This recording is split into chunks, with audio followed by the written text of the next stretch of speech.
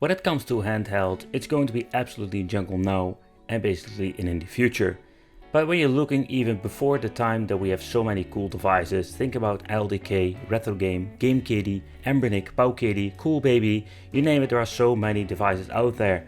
There was a quite interesting company from Korea that made awesome handhelds and very high quality standard that I personally never owned, so I want to review it here on the channel. I wanted to review this GP2X for a very long time, because finding one it's going to be not only the biggest challenge, it's finding one for a very good price. Where all devices come from China nowadays, this product was made in Korea. It was manufactured by Game Parks Holding. This is like your typical type handheld, let's say game console system that could play like games, homebrew games, emulation, but also have the option to watch a pretty movie or a naughty movie and take the thing with you. The operating system was Linux, something that is very common nowadays with handhelds, and came with a dual core CPU inside. What I understand of the dual core, that it is a 200 MHz host ARM 920T and a 200 MHz ARM 940T. So when you're looking at it, 64 MB memory, it's not very fancy, but again, it's just what you can expect from a handheld from the time area.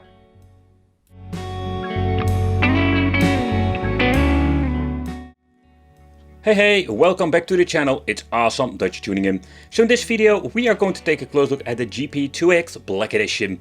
And this is a device I wanted to review for a very long time. And the particular reason is that this is just basically in handheld where it all started. Nowadays we are familiar with Pau Kitty, Embernic and all of the great brands. But now we do have a lot of handhelds that are like basically history, obsolete, and they are not made from China. Nope, they are made in Korea. So before all those fancy handhelds you can buy on AliExpress, you had these brands that make the same kind of portable devices. This comes in a 3.5 inch TV LCD, so not like the fancy IPS panels we have nowadays, but it was like, let's say, dedicated to the people who want to have a system to play some games on, but also to listen to some music. Stuff we are just used to nowadays. But I bought this recently not from GP2X.com, no, I bought it from a second-hand like seller, or better said, a fellow collector of handhelds. And it was pretty damn awesome to get these on here on the channel because I wanted to review them for a very long time. So the personal entertainment player, and this is not like the normal devices you can pick up nowadays. I'm saying like now we have so many cool things, not only open dingles, but we do have like Sierra, Emulation, all kinds of cool software that have been developed by the community. But the first thing I'm noticing, these things are very old. And when you're looking at them, they are kind of clunky, but they are comfortable and they feel quite heavy. But if you're looking at the build quality, it's absolutely just ahead of its time. And that is something that I find really fascinating with these older handhelds, and I completely understand that people want to have them in their collection. So this first model they released with a kind of a weird analog stick. You can see it's not a slider. You would say when you're looking at it, you were thinking, hey, it's maybe a slider like the Place Portable. Absolutely not. This is just your wiggly, like, analog stick that you're going to get. Kind of weird, there's no D-pad whatsoever. Also at the front we're going to get volume control, select start, A, B, X, Y. The configuration of the buttons is also very strange because the AB is over here and the XY is over there. But that's one of the things that we need to live with. Then we do have like select a start and two front facing speakers for quite good audio quality. Alright, so when you're looking at this handheld, it's a quite interesting one. To begin with, we do have like two shoulder buttons, something that is of course common nowadays. We even got more with the new generation of handhelds. We have a jack phone out that will be protected with a rubber, and we do have the option to expand the internal memory with an SD card. But it's quite interesting, is like with the new generation of handhelds we're also going to get a lithium battery inside, but this bloody thing still works on two AA batteries. Quite interesting if you ask me. And then we do have like this special connection port here at the bottom that also is going to be protected by a rubber. It's quite interesting the way like what you can do with it, and especially like how it looks and what kind of functionality you have. And here at the left side we do have the slider on and off, and here we do have like the option to transfer data. And then we do have this very tiny barrel jack. I can show it over here. That basically gives you the option to connect it with an external power source. But powering on the device itself is going to be quite challenging. So this thing does have the option for let's say two batteries, but it's just a freaking nightmare. I add a couple of them. I do have a couple of brands and they are quite powerful. They normally give like enough amps to basically power on the device. But the problem I'm having is like when booting it up, and here it comes. here it doesn't come. Yeah, that's what I mean. So the screen is all messed up. The weird thing is like I tried the same batteries in my different devices and I don't have any issues whatsoever.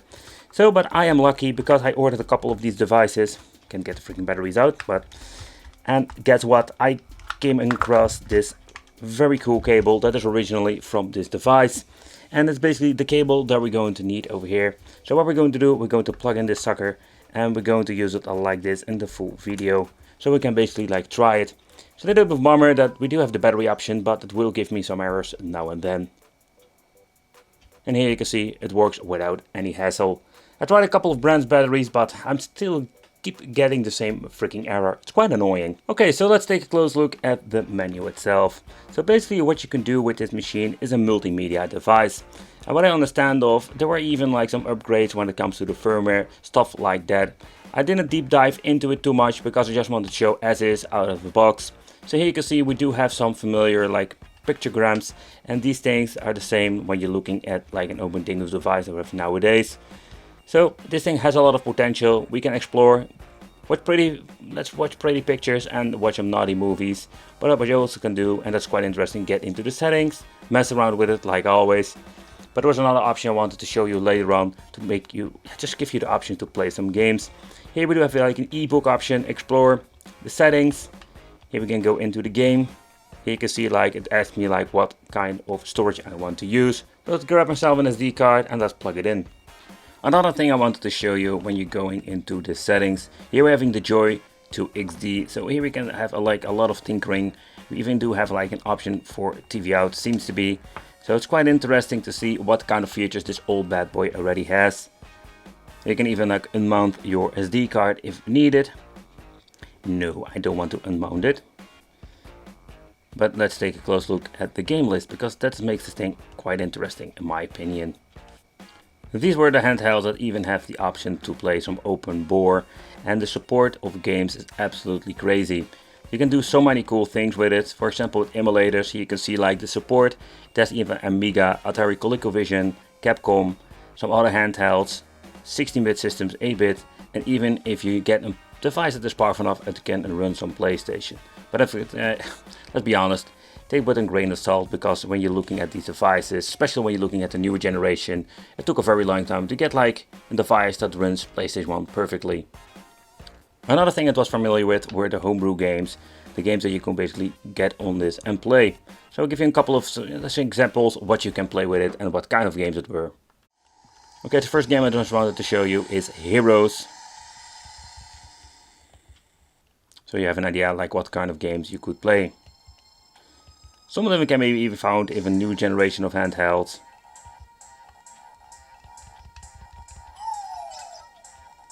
It's basically like a Snake clone, only in a completely different way.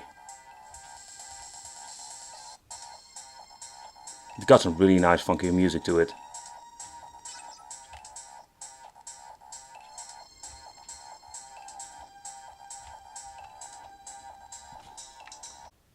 But in my opinion, when you're looking at these old devices and you're getting yourself like a kit, because those are like can be found out there, to getting the emulators working, you do need to do a lot of tinkering, because not everything will boot up instantly. So let's try some more emulators and see how they run on this device. Because now we can see, yeah, it's not going to be that easy. Well, it's pretty cool. If you're going to get a game working, you do have the option to make save slots, stuff you didn't have with the cheap Teardown versions. We can even like cheat and stuff like that. It's quite interesting. So let's see how it runs. Alright, so let's start off with some Diddy Kong Racing. You can see like the gameplay is not that great and doesn't run on perfect speed. Another thing I really need to get used to is that freaking analog stick, because that's just a weird new way to play.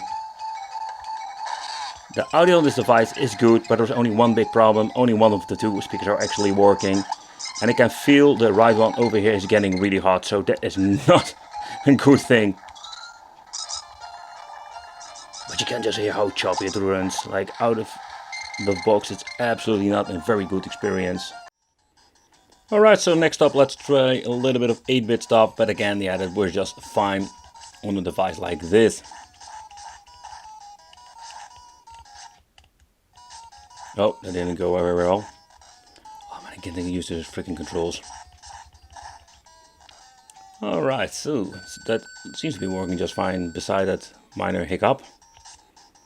But if you think about it, like these devices are like years and years before all the other ones we're having now. So it's quite interesting to see how capable it is and running a lot of stuff. One of those emulators is the Pico Drive, depends on how you want to say it. But the thing is quite interesting to see like how good like 16-bit runs on an old school device like this. And despite there is only one speaker working, damn, this thing goes freaking loud. And I hate this analog stick. Beefcake mode, baby. And punch him in the balls. He just right up punched me in the freaking face. Bad Wolfie, go away.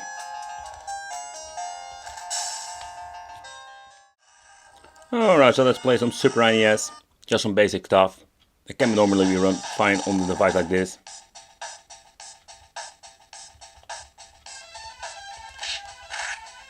At this moment I'm basically looking through my tiny screen on the camera because of the freaking horrible viewing angle of this older LCD, and not even to talk about the freaking reflection. Let's lower the freaking brightness of my lamps. That's much better. Some kick-ass time, come on. Before I did some testing, I noticed that once it did crash on me, but beside that point. Come. Oh yeah, double kill, come on. Come on.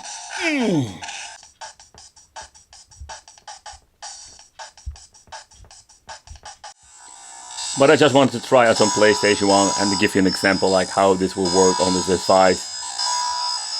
I can still remember we've used a lot of, let's say, Open Dingus device back in the day that had the same issues. Not powerful enough to run the games. Oh, that sound is really annoying. But maybe you can mess around with frame skip, but in the end, this will not run on a device like this. Or there needs to be like some major firmware update, but I think it's not going to be that fancy. Okay guys, so let's do a quick teardown, because I wanted to see what's in the inside. The only downside I'm having with my model, already mentioned before, is like one of my speakers seems to be not working. A little bit of a bummer.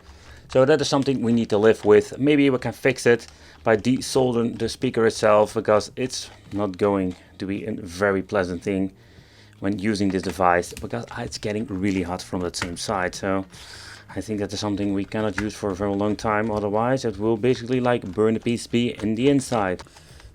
Alright, so let's get the last screw out and let's open up this bad boy. Alright, so let's lift it up. Let's see if we can tear it down without breaking anything for once. Okay, so this is basically the back shell, and here we're going to get ourselves the first part of the handheld. So here we have like the connectors for the battery. Here we do get ourselves the rubbers and the SD card out. It's a Samsung 543 chip. Alright. Here we can find two chips. This is the net chip they're using. This is the WM model over here. So the funny thing is like both of the shoulder buttons are basically separate right here. You can just get them loose from the PCB and the case. Then I can like tear down other parts of it. I don't know if everything has been clicked together, but the thing I wanted to do is like not only look in the inside, but later on I wanted to do is like remove the speaker, just find some replacement and see if I can fix it, if that's going to be an issue, because it's a little bit of a bummer that we do have an issue that part of the PCB is getting really hot. Okay, so this part can just be removed like that, and the only thing that we're going to have here is the main PCB. Here you can see a ribbon cable that goes to the LCD. You can see the speakers. Let's see if I can lift it out very carefully. I'm thinking I need to remove this part too somehow, because this is still clicked and holds a part of the main board in place. Because here you can see there is some movement, but not enough. Okay, so this bad boy isn't working. That's just a fact. So we need to do a completely teardown. Basically I'm going to stop the teardown here, because it doesn't make any sense to do it more. So because I don't have any spare parts left, so the only thing I need to do is like look up some spare parts and I can fix it in the future. If there are even any spare parts left. or just desoldering it, because this part is getting super hot. And I'm guessing because of the audio doesn't work, it's going to be like a mixed problem with it. But okay. But this is basically what we're going to get in the inside. So this is absolutely a blast to the past with this device. I personally never owned it back in the day, and such just fun to like unbox it here on the channel and to make a video about it. Yeah, let me know, do you ever like own this GP2X and what do you think of it? Made in Korea. They don't make them anymore, and it's quite interesting if you're going to start searching for some, let's say, information, firmware. There's a lot of stuff that is still, I wouldn't say happening now, but this still happened back in the day for when it comes to updates, emulators, and what you can do with it. Only my version, this part gets really hot, so I think it's not going to be a very interesting thing to play for a very long time, because it will basically like die off in the end. But thank you for watching, consider subscribing, let me know what you think of it, and it would be great to see you in the next video.